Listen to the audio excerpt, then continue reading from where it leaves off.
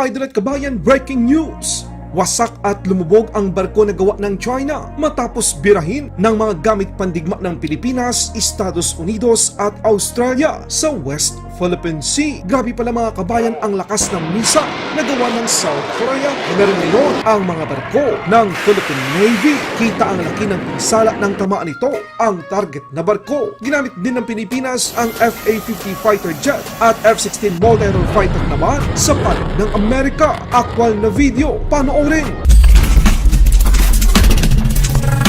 Barko na made in China wasak at lumubog sa West Philippine Sea matapos tamaan ng mga missile at bomba ng iba't ibang military hardware ng Pilipinas, Amerika at Australia. Ang Armed Forces of the Philippines, Estados Unidos at Australian Military Forces ay pinagsama ang kanilang lakas sa kalupaan, sa dagat at sa himpapawid upang sunod-sunod na atakihin at bombahin ang isang barko na gawa ng China sa baybayin ng Northern Luzon sa West Philippine Sea sa kasalukuyang ginagawang Balikatan 2024 dito sa Pilipinas. Ang Balikatan exercise ay isang taunang pagsasani militar sa pagitan ng Armed Forces of the Philippines at militar ng Amerika upang palakasin ang kanilang kakayahan sa pagtutulungan sa pagpapanatili ng mapayapa, bukas at malayang Indo-Pacific region. Sa unang salvo ng maritime strike, sinaksihan ito ng iba't ibang militar sa mundo. Unang nagpakawala ng mga missile ang Philippine Navy gamit ang kanilang NLAWS missile at sumunod naman na bumira ang BRP Jose Rizal FF-150 kung saan naglunsad ito ng SSM-700K Sea Star missile. Kita ang malaking pinsalang tinamo ng barko na gawa ng China. Sunod namang nagpakawala ng puwersa ang FA-50PH fighter jet ng Pilipinas gamit ang air-to-surface missile. Hindi naman nagpahuli ang F-16 multi-role fighter ng US Air Force. Nagpakawala din ito ng guided bomb upang tamaan ang nasabing barko. Pagsapit ng alas 10:49 ng umaga, tuluyan ng lumubog ang barkong made in China sa West Philippine Sea matapos itong i-target practice ng Pilipinas, Estados Unidos at Australia.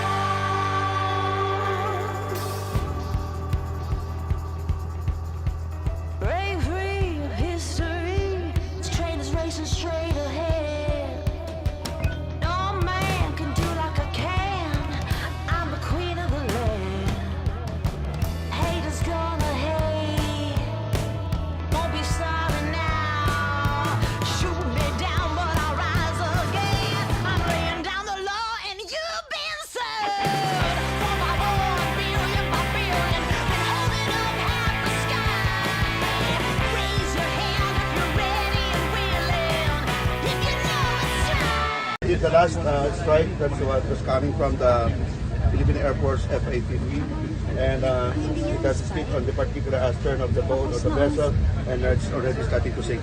So we hope to get all the different other attacks or other fires to be seen on our screen. Thank you very much.